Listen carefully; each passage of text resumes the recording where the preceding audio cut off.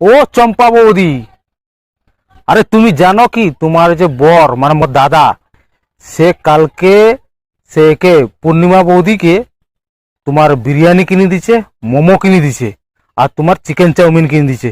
তুমি জানো তোমার পিছনে পিছনে কত কি করে রেছে?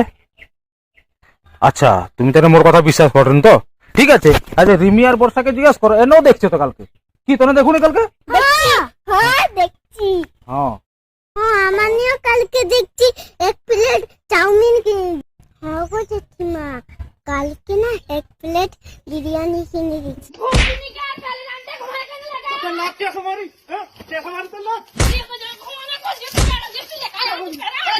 আবার কি কইছে জানো বৌদি? কইছে আবার দীঘা লিয়ে যাবে তাকে ঘুরাইতে। কি হ্যাঁ আমার নিয়েও শুনছি, আমার নিয়েও শুনছি।